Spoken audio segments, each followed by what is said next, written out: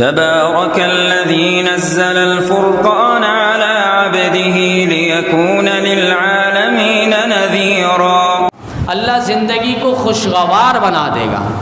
جہاں اسلام اور اسلام کے احکامات اور اسلام کی تعلیمات مجھ آپ کے لیے ضروری ہے، وہیں ہمارے گھر کی خواتین اور مستورات مائیں بہنیں وہ بھی اس کا اول درجے کا حق رکھتی۔ شافعی رحمہ اللہ سے جب سوال ہوا آپ نے اللہ کی وحدت اور فردت کو کیسے پہچانا، اور انہوں نے کہا ایک شہتوت کے پتے سے۔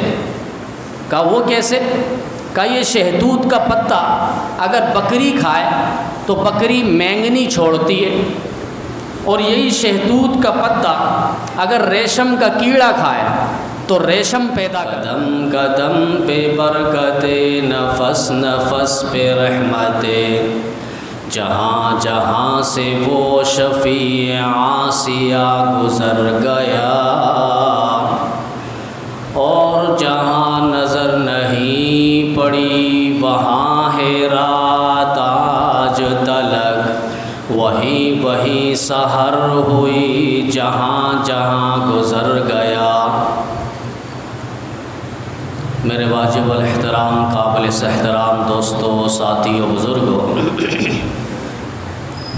قرآن پاک کی جو آیت اور ذخیرہ احادیث میں سے جو حدیث پاک تلاوت کی گئی ہے، خلاق عالم کی بارگاہ میں دعا ہے مالک کائنات، خالق ارض و سماوات، قرآن و سنت کے مطابق کہنے کی، قرآن و سنت کے مطابق عملی زندگی بسر کی توفیق عطا فرمائے۔ اللہ تعالیٰ نے مسلمانوں پر جو نظام زندگی کو فرض کیا ہے، اس کے بارے میں ایک دن سوال و جواب ہونا ہے۔ اس ایمانیات اور اسلامیات سے متعلق باس پرس ہونی ہے۔ اللہ تعالیٰ نے جس مقصد کے تحت زندگی گزارنے کے لیے بھیجا ہے، اس مقصد کے تحت اور اس کے مطابق اور اس سے متعلق اللہ تعالیٰ سوال و جواب فرمائیں گے۔ تو یہ انسانی زندگی در حقیقت بندگی کے لیے ہے،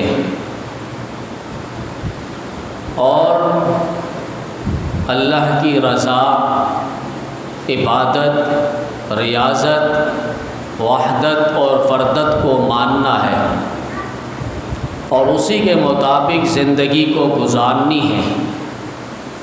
اور یہ ساری تفصیلات سے آگاہ کرنے کے لیے اللہ تعالیٰ نے انبیاء اور رسول بھیجے ہیں، اور اجمالاً فرمائے عقل سلیم بھی اس پر کافی اور شافی ہے۔ یعنی ایک شخص تک کوئی نبی اور رسول پہنچا نہیں ہے، اور کوئی نمائندہ، نائب اور جانشین اس کے پاس نہیں پہنچا، اور وہ ایسے جنگل بیابان میں ہے جہاں کوئی اور انسان ہے ہی نہیں، کوہ ہمالیہ کی چوٹی پر وہ آباد ہے۔ فرمایا اس کے لیے تب بھی ضروری ہے کہ وہ اپنی عقل کے ذریعے اس بات کو سمجھنے کی کوشش کرے، اور اس بات پر ایمان لائے کہ اتنا بڑا آسمان ضرور کسی نے بنایا ہے، اور اتنی بڑی زمین ضرور کسی نے بنائی ہے، اور اتنے بڑے بڑے پہاڑ ضرور کسی نے بنائے ہیں، اور اتنے سمندر، دریا، نہریں، آبشاریں یہ اپنی عقل میں اس بات کو لانے کی کوشش کرے اور اس پر ایمان لائے کہ ضرور کوئی نہ کوئی صناع موجود ہے، ضرور کوئی نہ کوئی خلاق موجود ہے، ضرور کوئی نہ کوئی اس کا بنانے والا موجود ہے۔ اس کی عقل اس بات کو تسلیم کرے، اس کی عقل اس بات پر ایمان ضرور لائے کہ اس کائنات کے اندر جو رنگ اور رنگینیاں ہے، بحر و بہار ہے، اور یہ سمندر و دریا ہے، یہ اتنا بڑا آسمان ہے اور اتنی بڑی زمین ہے، ضرور اس کو کسی نے بنایا ہے اور اس کو کسی نے بچھایا ہے۔ ورنہ بہت سارے ایسے دہریہ قسم کے لوگ پیدا ہوئے جنہوں نے اللہ کے وجود کا بھی انکار کیا اور اس کائنات کا بھی انکار کیا۔ انہوں نے یہاں تک کہا کہ بس یہ کائنات، یہ عالم، یہ دنیا بس اپنے آپ بن گئی ہے، اسے کسی نے بنایا نہیں ہے، بس روز اول سے اس کو چلا دیا گیا، یہ کائنات اپنے آپ چل رہی ہے۔ جیسے کوئی مشین ہے، بٹن چالو کرے وہ مشین چالو ہو جاتی ہے، کوئی اور چیز ہے کہ اس کو چابی دے تو وہ چالو ہو جاتی ہے۔ فرمائے اسی طرح اس کائنات کا بھی بٹن چالو کر دیا گیا، آن کر دیا گیا، بس یہ کائنات شروع دن سے چل رہی ہے اور آخری وقت تک چلتے رہے گی۔ یہ دہریہ اور کافر لوگ، انہوں نے اپنا نظریہ اور سوچ بنایا ہے۔ اسی طرح کا ایک واقعہ وقت کے بہت بڑے عالم امام اعظم ابو حنیفہ رحمۃ اللہ علیہ کے پاس بھی جب یہ مسئلہ آیا اور ایک دہریہ نے، کافر نے چیلنج کیا، تو امام اعظم ابو حنیفہ رحمۃ اللہ علیہ نے بادشاہ کو کہا ٹھیک ہے، میں اس کافر سے مناظرے کے لیے، بحث کے لیے آؤں گا اور اللہ تعالیٰ کے وجود کو ثابت کروں گا۔ بہرکیف امام اعظم ابو حنیفہ رحمۃ اللہ علیہ مقررہ تاریخ میں پہنچے، لیکن متعین وقت پر وہ نہیں پہنچے۔ مثلا انہیں صبح 10 بجے پہنچنا تھا، وہ دوپہر 1 بجے پہنچے۔ اب وہ دہریہ کافر پہلے مجلس پہنچ چکا تھا، اس نے بادشاہ کو کہا دیکھو تمہارا امام ہے، تمہارا بہت بڑا عالم ہے، ٹائم کا پابند نہیں ہے، وقت کا پابند نہیں ہے، وہ کتنی دیر لگا چکا ہے، ضرور اس کا نہ آنا اس بات کی دلیل ہے کہ اسے مسئلے کا پتہ نہیں ہے، وہ مشن اور میدان ہار چکا ہے۔ بہرحال اس کے چند لمحے بعد امام اعظم ابو حنیفہ رحمۃ اللہ علیہ اس بادشاہ کے دربار پہ حاضر ہو چکے۔ وہ دہریہ کافر نے کہا کہ ساری بات آپ چھوڑیں، ایک بات کا جواب دے، آپ اتنی دیر بعد کیوں آ رہے ہیں؟ امام اعظم ابو حنیفہ رحمۃ اللہ علیہ بڑے حاضر جواب تھے، اور اللہ تعالیٰ نے انہیں عقل سلیم کی ایک بہت بڑی دولت سے نوازا تھا۔ انہوں نے کہا کہ میں اسی بات کا ہی تمہیں جواب دینے کے لیے کوشش کر رہا تھا کہ پہلے اسی کا جواب دوں۔ کافر نے کہا مجھے اس بات کا جواب چاہیے، آپ دیر سے کیوں آئے؟ امام اعظم ابو حنیفہ رحمہ اللہ فرمانے لگے میں یہاں جب آنے لگا، بیچ پہ ایک دریا تھا، دریا پار کرنا تھا، مجھے کشتی نہیں تھی، میں انتظار میں کھڑا رہا، یکایک میں نے دیکھا کہ درخت سے لکڑیاں کٹ رہی ہیں اور وہ کٹتے کٹتے ایک کشتی بن گئی۔ پھر میں نے دیکھا وہ کشتی دریا کے کنارے پر کھڑی ہو گئی، پھر میں اس دریا کے کنارے پر جو کشتی رکی تھی اس پہ میں بیٹھ گیا، اور بغیر ملاح کے، چلانے والے کے کشتی چل پڑی۔ وہ چلتے چلتے مجھے کنارے پر لا کر اس کشتی نے اتارا، میں وہاں سے اترا، پھر میں یہاں آپ کے پاس آیا ہوں، تو اتنی دیر جو مجھے لگی ہے میں انتظار کر رہا تھا کہ کوئی کشتی آئے، پھر میں نے دیکھا وہ درخت سے لکڑی کٹ کٹ کے گر رہی تھی، پھر وہ کشتی تیار ہوئی، پھر میں اس میں بیٹھا، پھر دریا پار کر کے میں یہاں پہنچا، اس وجہ سے دیر لگ گئی۔ اس کافر نے کہا بادشاہ کو، دیکھو تمہارا امام ہے اور کیسا اول فول بک رہا ہے، عجیب باتیں کر رہا ہے، کیا ایسا ہو سکتا ہے کہ درخت سے لکڑی خود بخود کٹے؟ کیا ایسا ہو سکتا ہے بغیر کاٹنے والے کے لکڑی خود بخود کٹے اور گرے اور کشتی بن جائے، پھر وہ کشتی خود بخود چلنا شروع ہو جائے، بغیر ملاح کے چلانے والے کے کشتی چل پڑے؟ کیا ایسا ہو سکتا ہے؟ امام اعظم ابو حنیفہ رحمہ اللہ نے فرمایا کہ یہی تو میں تمہیں کہہ رہا ہوں، جب ایک چھوٹی سی کشتی بغیر بنانے والے کے بن نہیں سکتی، ایک چھوٹی سی کشتی بغیر چلانے والے کے چل نہیں سکتی، تو اتنا بڑا کائنات بغیر بنانے والے کے کیسے بن گئی؟ بغیر چلانے والے کے کیسے چل رہی ہے؟ ضرور اس کا کوئی صانع موجود ہے، ضرور اس کا خلاق موجود ہے، اور وہ خلاق عالم مالک الملک رب العزت اللہ رب العزت کی ذات عالی ہے۔ امام شافعی رحمہ اللہ سے جب سوال ہوا آپ نے اللہ کی وحدت اور فردت کو کیسے پہچانا، اور انہوں نے کہا ایک شہتوت کے پتے سے۔ کہا وہ کیسے؟ کہا یہ شہتوت کا پتا اگر بکری کھائے تو بکری مینگنی چھوڑتی ہے، اور یہی شہتوت کا پتا اگر ریشم کا کیڑا کھائے تو ریشم پیدا کرتا ہے۔ کہا ایک ہی پتا ہے، بکری کھا رہی ہے، وہی ریشم کا کیڑا کھا رہا ہے، مگر دو الگ الگ رنگینیاں ظاہر ہو رہی ہے، الگ الگ چیز ظاہر ہو رہی ہے، ایک سے مینگنی نکل رہی ہے اور دوسرے سے ریشم جو مہنگی ترین چیز ہے وہ تیار اور پیدا ہو رہا ہے۔ کہیے امام شافعی رحمۃ اللہ علیہ۔ تو اللہ تعالیٰ کی ذات یہ واجب الوجود ہے، یعنی اللہ موجود ہے، اور اللہ کی ذات کے ساتھ کوئی شریک نہیں۔ یہ دو بہت قیمتی چیز ہے، اور یہ زندگی کا اساس ہے، بنیاد ہے۔ بندگی کا حق اسی میں ہے کہ اللہ کو واجب الوجود جانے کہ اللہ کی ذات موجود ہے ہمہ وقت، ہر آن، ہر ساعت، ہر گھڑی، اور اللہ کی ذات و صفات کے ساتھ کوئی شریک نہیں ہے۔ تو اللہ تعالیٰ نے یہ کائنات بنائی، انسانوں کو آباد کیا، انسان میں انس بھی ہے، جن بھی ہے، اور انس اور جن کی پیدائش کا مقصد اللہ کی عبادت اور ریاضت اور معرفت حاصل کرنا ہے۔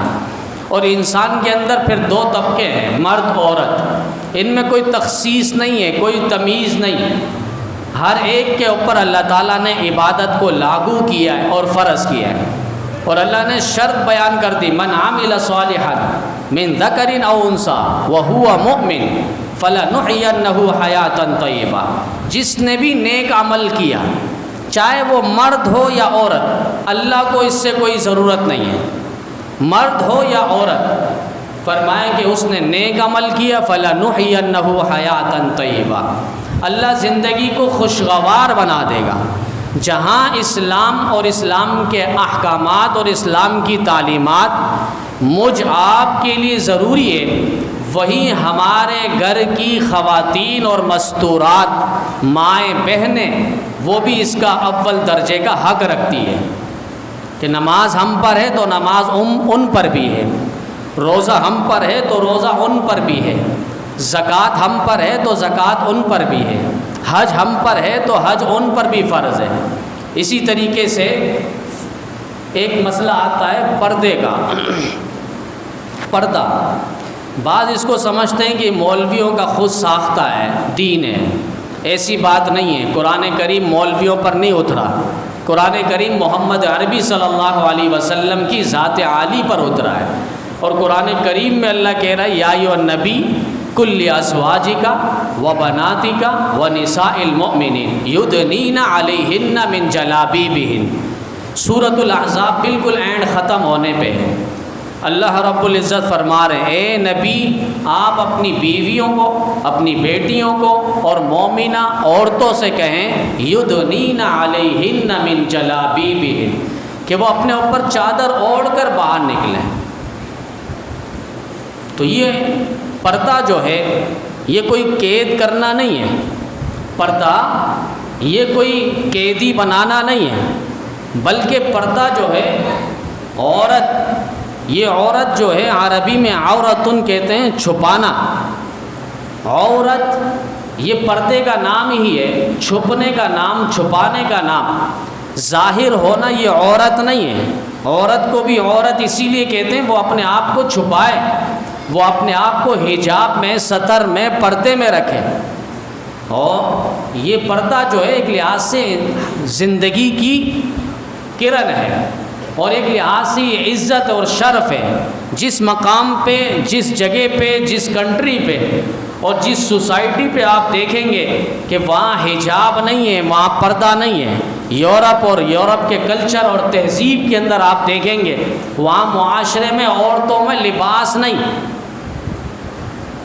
اب یہاں پر بھی اس پر شورشا ہوتا ہے کہ یورپ نے، امریکہ نے اور مغربی ممالک نے عورت کو اتنی عزت دی، یہ عزت نہیں ہے، انہیں بے لباس کیا گیا، انہیں جنسی تسکین کا باعث بنایا گیا، ان کے جسموں سے کھیلا گیا، انہیں نفسانی خواہشات کی تکمیل اور تسکین کا ذریعہ بنایا گیا، انہیں حبس کا نشانہ بنایا گیا، انہیں چند لطف اندوز ہونے کے لیے ایک راحت اور ٹھنڈک حاصل کرنے کا ذریعہ اسی طرح بنایا، انہیں بے لباس کیا گیا، انہیں ان کا جو عزت ہے، شرف ہے، مقام ہے، مرتبہ ہے، اس عزت سے، مقام سے، مرتبے سے، دائرے سے انہیں باہر نکالا گیا۔ پردہ تو عورت کی زینت ہے، عورت کا حجاب یہ ایک لحاظ سے اس کو زینت اور عزت، افتخار میں اضافہ کرتا ہے۔ حضرت جنید بغدادی رحمۃ اللہ علیہ کے پاس ایک شخص آیا اور آنے کے بعد اس نے کہا کہ مجھے اپنی بیٹی پر بڑا اعتبار ہے اور وہ تعلیم حاصل کرنے کے لیے جاتی ہے، مجھے اس پر بڑا اعتبار ہے۔ بار بار اسی بات کا رٹ لگا رہا تھا۔ جیسے امیر البیان پاسبان خط نبوت حضرت مولانا عطاء اللہ شاہ بخاری رحمۃ اللہ علیہ کے پاس ایک شخص آیا اور اس نے بھی آ کر ایسے ہی کہا میری بیٹی بالکل دودھ ہے، دودھ۔ بار بار کہنے لگا تو حضرت نے فرمایا کہ خیال کرنا، دودھ کی حفاظت کرنی ہے کتوں سے، ایسا نہ ہو اس دودھ کو گندا کر دے کوئی کتا زبان لگا کر، تو اس دودھ کی حفاظت کرنی ہے۔ حضرت خواجہ جنید بغدادی رحمۃ اللہ علیہ وقت کے بہت بڑے ولی، ان کے پاس یہی شخص کہنے لگا کہ مجھے اپنی بیٹی پر بڑا اعتبار ہے، وہ تعلیم کے لیے باہر جاتی ہے۔ تو تعلیم کوئی منع نہیں ہے، اسلامی تعلیم ہو یا دنیاوی تعلیم ہو، لیکن شرط یہ کہ دینی سرحدیں محفوظ رہیں، دین پر اور ان کی عزت پر کوئی حملہ نہ ہو، والدین کے لیے، رشتہ داروں کے لیے کوئی عزت داؤں میں نہ لگے، دینی سرحدات اور عزت کی سرحدیں وہ پار نہ ہو، محفوظ رہیں۔ پھر فرمایا ان کے لیے اسلامی تعلیمات ہو یا دنیاوی تعلیمات ہو وہ جائز ہے، ممنوع نہیں ہے۔ حضرت خواجہ جنید بغدادی رحمہ اللہ فرمانے لگے دیکھو اللہ کے رسول صلی اللہ علیہ وسلم کو اپنی بیویوں پر کتنا اعتبار تھا، کیا اس سے بھی زیادہ تمہیں اعتبار ہے؟ جن نبی کی بیویوں کے بارے میں قرآن کریم میں اللہ نے فرمایا یا نساء النبی لستن کاحد من النساء، اے نبی کی بیویوں تم عام عورتوں جیسی عورت نہیں ہو۔ اللہ فرما رہے ہیں تم عام عورت جیسی عورت نہیں ہو، تمہارا مقام اور مرتبہ اور شرف اور افتخار بہت بلند ہے۔ انہی نبی کی بیویوں کو اللہ کہہ رہا ہے یا ایھا النبی کل ازواجک، اے نبی آپ اپنی بیویوں سے کہیں پردہ کریں، بیٹیوں سے کہیں پردہ کریں، مائیں پردہ کریں، بیٹیاں پردہ کریں، مومنہ مسلمہ عورتیں پردہ کریں۔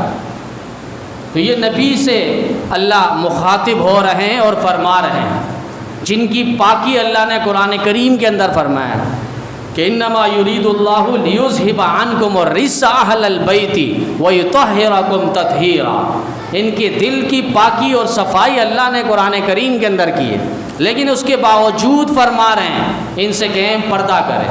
وقرن فی بیوتکن، گھر میں ٹھہری رہیں، بلا ضرورت جائے نہ، اور اگر کوئی گھر پہ آئے سوالات کرنے کے لیے وَإِذَا سَأَلْتُمُوهُنَّ فَاسْأَلُوهُنَّ مِنْ وَرَاءِ حِجَابٍ، اگر تم سے کوئی سوال کرے اے نبی کی بیویوں تو ان کو پردے کے پیچھے سے جواب دینا ہے، اور قانون کے مطابق، یہ نہیں کہ نرم لہجہ ہو اور لچکدار انداز ہو، فرمائے کہ روب دار انداز میں ان سے گفتگو اور ان کو سوال کا جواب دے دیا جائے۔ نبی علیہ السلام گھر میں تشریف فرما ہے، کتنا سخت جملہ فرمائے پردے سے متعلق۔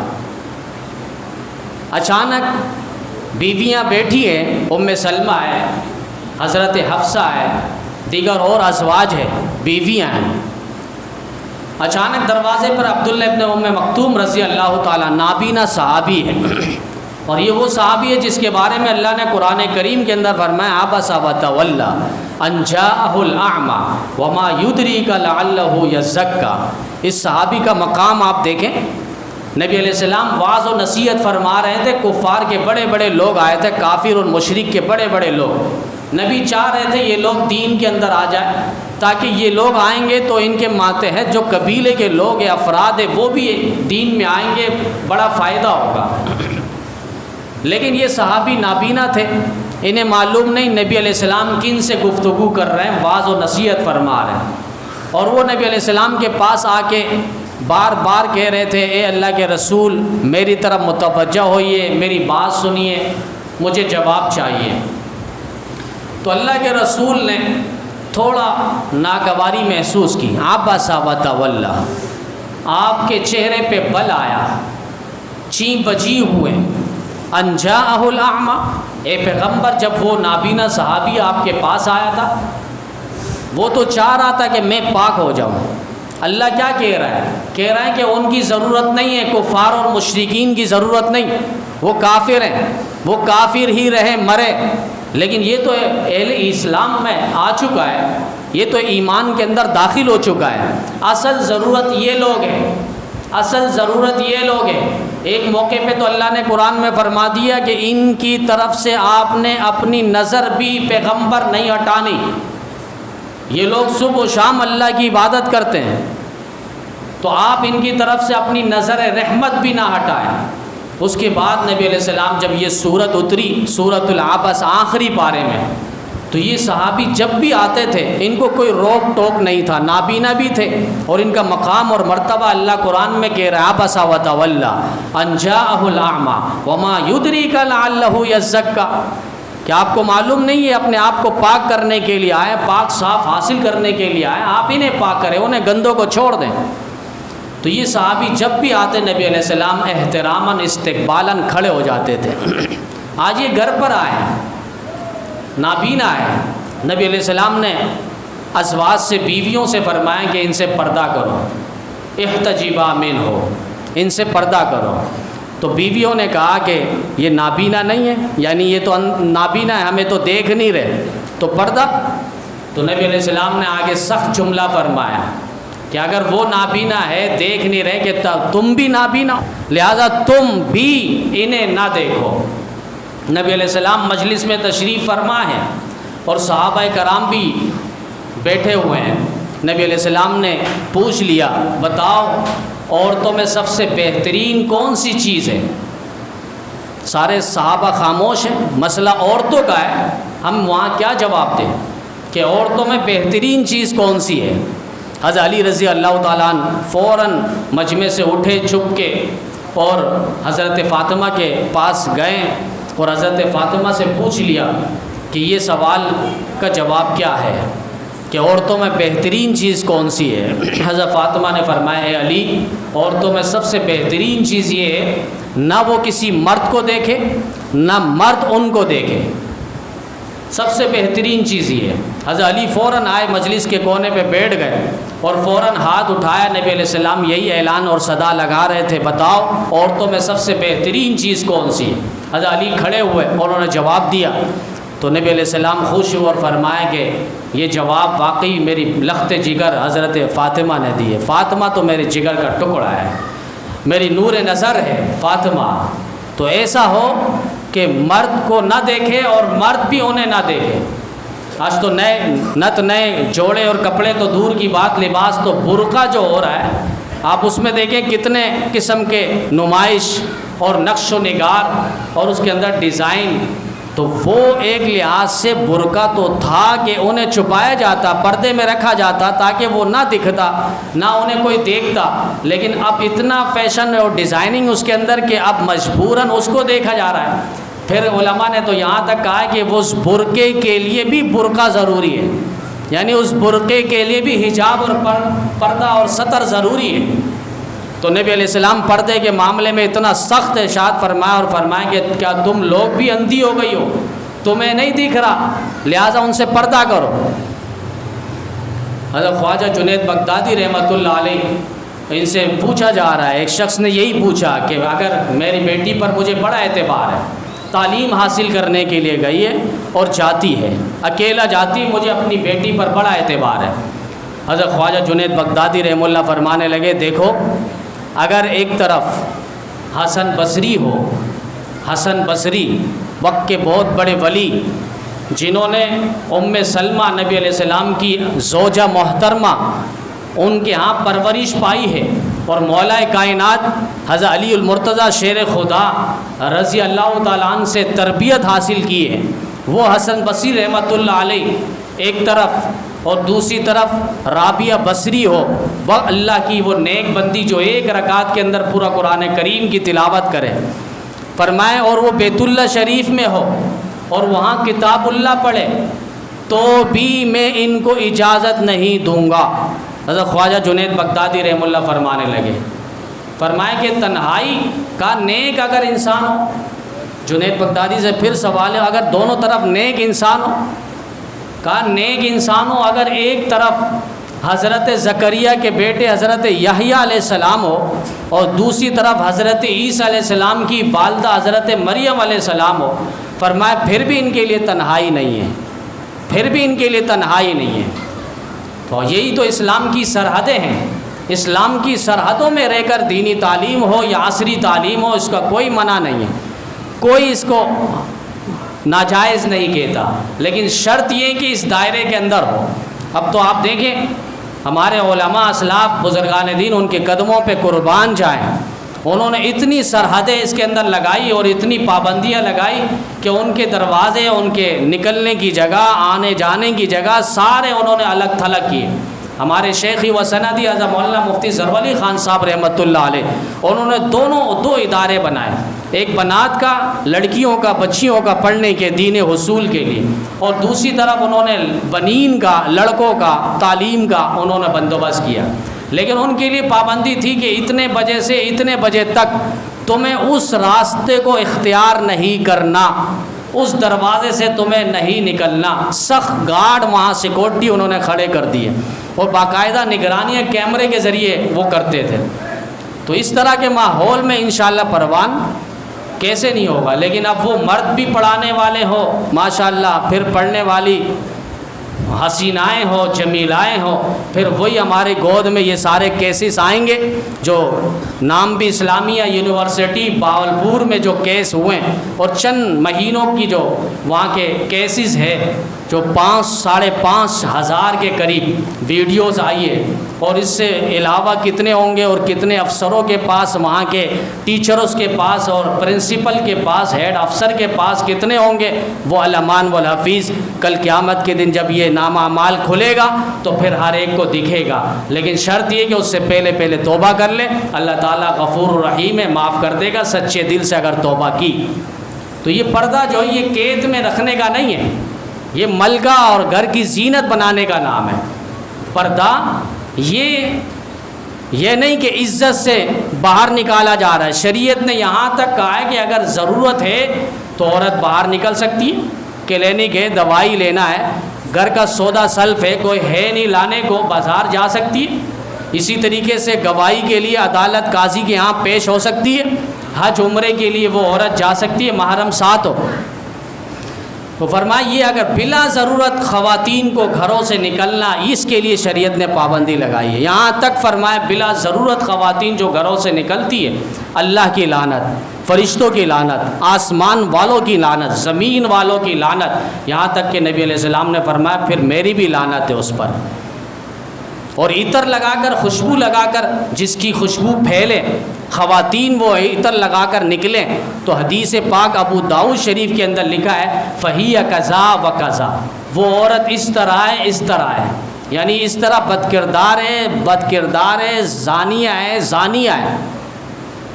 کتنے سخت جملے ہیں، کیوں؟ اس کے ذریعے، وہ خوشبو کے ذریعے دوسرے کی خواہشات کو، نفسیات کو اپنی طرف مائل کرنے والی، اور ایسی عورت پھر جنت کی خوشبو بھی 500 سال تک محسوس نہیں کرے گی۔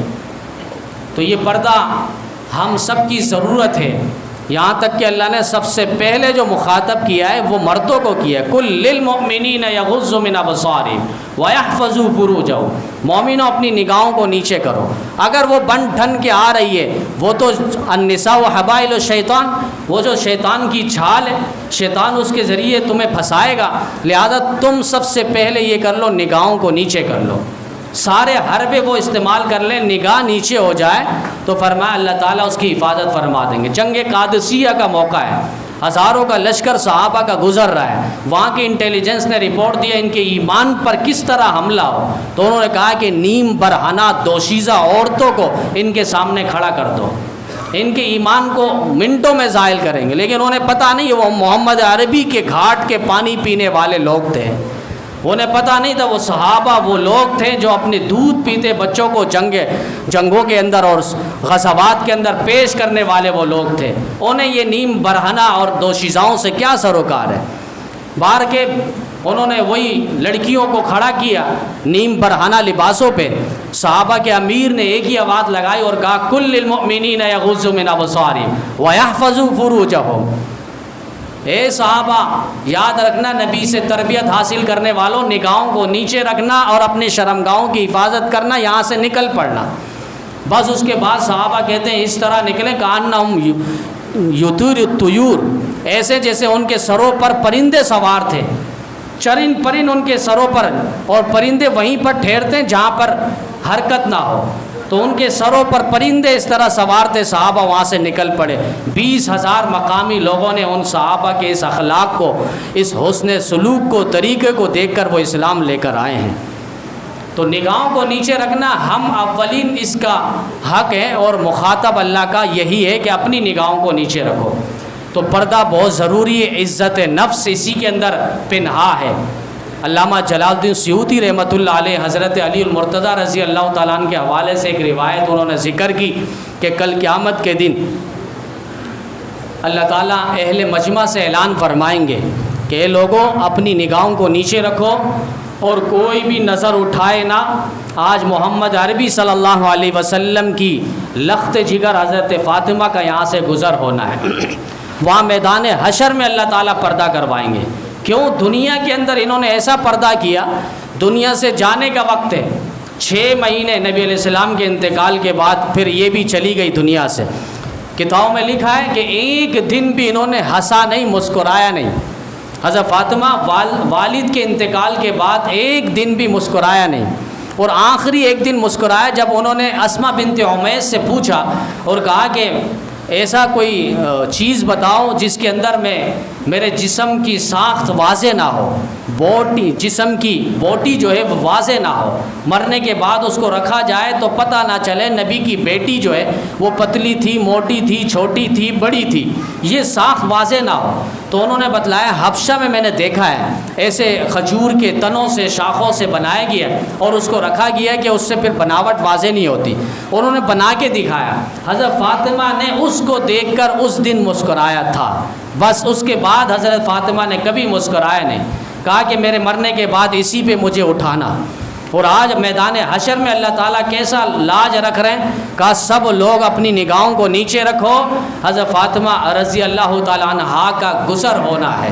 یہ مقام اور مرتبہ اللہ تعالیٰ پھر وہاں دے رہے ہیں تو ضرورت اس بات کی ہے کہ ہم اپنی ماؤں بہنوں کو، گھر کی خواتین کو، مستورات کو یہ سمجھانے کی کوشش کریں جہاں نماز عبادت ہے وہیں پردہ بھی عبادت کے اندر ہے. پردہ یہ فرض ہے اور چہرے کا تو لازمی ہے. بعض ویسی کہہ دیتے ستر جو ہے خواتین کا پوری باڈی ہے صرف چہرہ اور ہتھیلی کے علاوہ، لیکن چہرہ ہی تو اصل فتنہ ہے، آزمائش تو اسی میں ہے. وہ تو مجبوری کے تحت اگر کوئی رشتہ دیکھنے کے لیے گیا ہے تو صاحب ہدایہ نے وہاں لکھا ینبغی للمرء ان ینظر الی وجہہا و الی رجلیہا و الی یدیہا. تو صاحب ہدایہ نے مجبوری کے تحت یہ بات لکھی ہے. اگر کوئی رشتہ طے کرنا ہے اور وہاں بیٹے کو لے گئے دیکھنے کے لیے تو فرمائیں کہ وہ چہرے کو دیکھ لے، ہاتھ اور پاؤں کو دیکھ لے ایک نظر. اور نبی علیہ السلام نے بھی فرمایا انصار کی عورتوں کو دیکھ لیا کرو، ان کی آنکھوں میں کچھ ہوتا ہے. تو یہ اشارات موجود ہیں، لیکن مجبوری نہ ہو اور کوئی عذر نہ ہو، فتنہ ہی فتنہ ہے تو چہرے کا پردہ تو فرض ہے. جامعۃ العلوم الاسلامیہ علامہ بن نوری ٹاؤن کا باقاعدہ فتویٰ ہے اور کئی احادیث میں اشارات موجود ہیں. حضرت فاطمہ جنگ سے بچھڑ گئی، حضرت عائشہ رضی اللہ تعالیٰ نے ایک جنگ پہ تھی اور قافلے سے پیچھے رہ گئی، وہ چھوٹی تھی اس وقت، ان کی عمر زیادہ نہیں تھی. تو وہ ایک کجاوے کے یہاں انہوں نے پڑاؤ ڈال کے آرام کیا. تو ایک صحابی جو پیچھے پیچھے آنے والے جو ہوتے ہیں جن کا کام یہ ہوتا ہے کہ سامان وغیرہ اگر کسی کی چیز گر جائے تو وہ اٹھاتے ہوئے آئے. تو انہوں نے دیکھا ایک کجاوا ایک اونٹ ہے وہاں پر ہے اور قریب ہوئے تو انہوں نے چہرہ دیکھ لیا، کیونکہ بچپن میں دیکھا تھا حضرت عائشہ رضی اللہ تعالیٰ عنہا کا چہرہ، اور انہوں نے فوراً انا للہ پڑھا. تو حضرت عائشہ کی آنکھ کھل گئی، فوراً انہوں نے چہرہ چھپایا. یہ اس بات کی دلیل ہے کہ چہرہ چھپانا یہ فرض ہے. اسی طریقے سے حج کے موسم میں ازواج مطہرات وہ چہرے کو چھپایا کرتی تھی. جب کوئی سامنے سے آ جائے، گزر ہو جائے تو وہ چہرے کو ڈھانپ لیتی تھی. تو چہرے کا تو پردہ قرآن کریم میں اللہ کہہ رہا ہے یا ایھا النبی قل لازواجک وبناتک ونساء المؤمنین یدنین علیہن من جلابیبہن. وہ اپنے اوپر چادر ڈالیں. یہ ہاتھ کے اوپر کوئی چادر ڈالتا اس کو ڈالنا نہیں کہتے، پاؤں کے اندر کوئی چادر ڈالے تو اس کو ڈالنا نہیں کہتے. ڈالنا سر سے ہی ہوتا ہے، رکھنا سر سے ہی ہوتا ہے. یہ قرآن کی آیت بھی بتا رہی ہے کہ اوپر سے ڈھانپنا، تو اسی کے اندر چہرہ بھی آتا ہے، سر تاپا. فرمائے کہ یہ چہرہ یہ فرض ہے. اور اس کے اندر ملتا کیا ہے؟ اللہ تعالیٰ مقام اور مرتبہ وہ خواتین کو دیتے ہیں جو عزت اور شرف کے ساتھ پردے کو سنگ دلی کے ساتھ نہیں، خوش دلی کے ساتھ نبھاتی. اللہ کا فرض اور حکم ہے. دہلی کے اندر ایک واقعہ ہوا، آخری بات، کہ سالی ہوئی. لوگ علماء، اسلاف، بڑے بڑے لوگ، بزرگان دین، وہ سارے عوام نکل پڑے اور انہوں نے نماز استسقاء پڑھی، بارش طلب کے لیے نماز. کافی انہوں نے صبح سے شام تک دعائیں کی لیکن بارش ہونے کو نام نہیں. اچانک ایک وہاں سے مسافر گزرنے لگا اور نوجوان تھا. اس نے پوچھا کیا ہو رہا ہے؟ کہا کہ یہاں اس طرح کہ سالی بارش نہیں ہو رہی. کہا اچھا. کہا لوگ اسی لیے جمع ہے، اللہ تعالیٰ سے دعا کر رہے ہیں. کہا ٹھیک ہے. وہ اس کے بعد ہی اپنے کجاوے کے پاس گیا، اونٹ کے پاس، اور وہاں اونٹ کے کجاوے کو پکڑ کر انہوں نے فوراً اللہ تعالیٰ سے دعا کی. اور دعا میں ہاتھ ابھی پھیرا ہے نہیں، بارش ہو گئی. تو اس نے لوگوں نے پوچھا کہ آپ نے ایسا کون سا عمل کیا اور جادو کیا کہ بارش ہو گئی؟ اور انہوں نے کہا اس کجاوے کے اندر میری والدہ ہے، اور والدہ ایسی والدہ ہے کہ انہوں نے کبھی بھی اپنی عزت کو داؤں میں نہیں لگایا، اور اپنے سر سے انہوں نے کبھی دوپٹہ نہیں ہٹایا، اور حجاب اور پردے میں وہ رہی ہے اور اپنی عزت کی انہوں نے حفاظت کی ہے. اور اسی کی لاج رکھتے ہوئے میں نے اللہ سے دعا کی، اللہ یہ میری والدہ ہے اور یہ حیا والی چادر ہے، پاک دامنی والی چادر ہے، اسی کی لاج رکھ کے اللہ آج کی پریشانی دور فرما اور بارش نصیب فرما. فرمائے کہ اس کی برکت سے اللہ تعالیٰ نے بارش نصیب فرمائی. تو ہماری ماؤں بہنوں کے قدموں میں عزت اور افتخار کے اندر اتنی برکت ہے.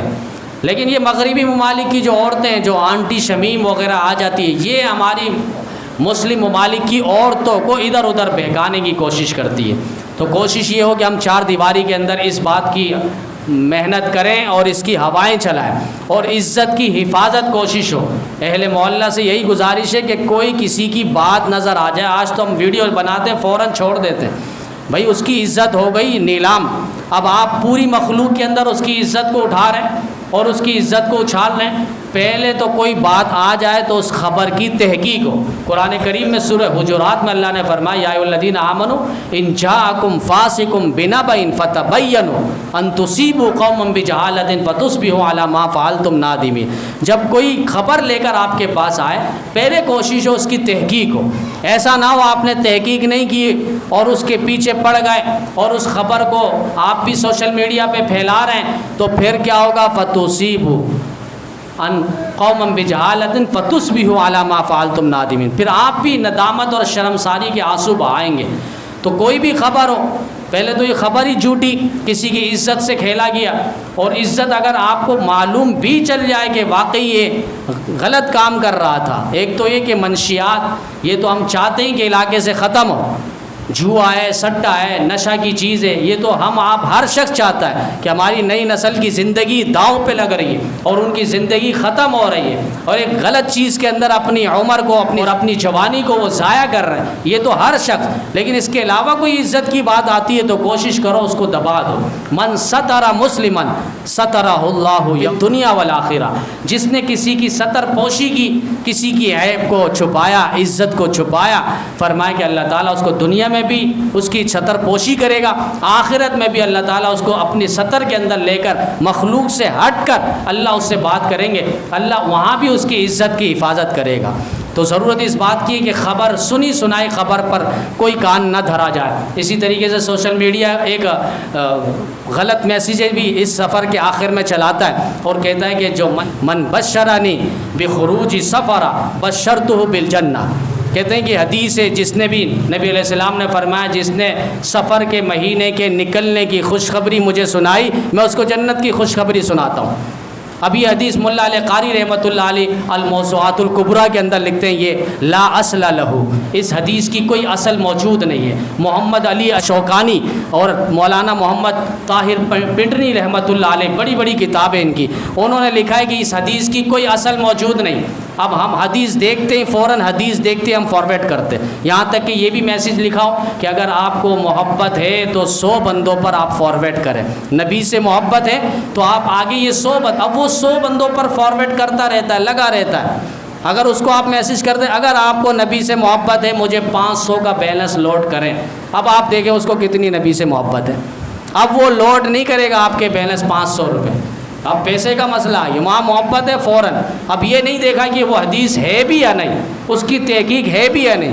میں نے بتلایا گوگل ہے، گوگل اس کے اندر ساری چیزیں، گدھا بھی ہے، خنزیر بھی ہے، کتا بھی ہے، بلا بھی ہے، گائے بھی ہے، بکری بھی ہے، مرغی بھی ہے، لیکن وہاں ہر ایک شخص فرق نہیں کر سکتا۔ لکل فن رجال، ہر فن کے لیے رجال کار ہوتا ہے۔ ہم خود کھودنا شروع کر لیں تو ایک فٹ بھی ہم صحیح سے کھود نہیں سکیں گے بورنگ کے لیے، اس کے لیے رجال کار ہے، سانے موجود ہے، انجینئر موجود ہے، انہیں لانا ہوتا ہے۔ اسی طریقے سے مسائل کو نکالنا اور سمجھنا اور بتانا وہ علماء دین کا اور مفتیان نظام کا کام ہوتا ہے۔ تو ضرورت ہے ان سے رہنمائی حاصل ہو، یہ نہ سمجھا جائے کہ مجھے موبائل چلانا آتا ہے میں سارا مسئلہ یہیں سے یوٹیوب سے حاصل کر لوں گا، گوگل سے حاصل کر لوں گا، تو پھر وہاں گو ہی ملے گا، گوگل نہیں ملے گا۔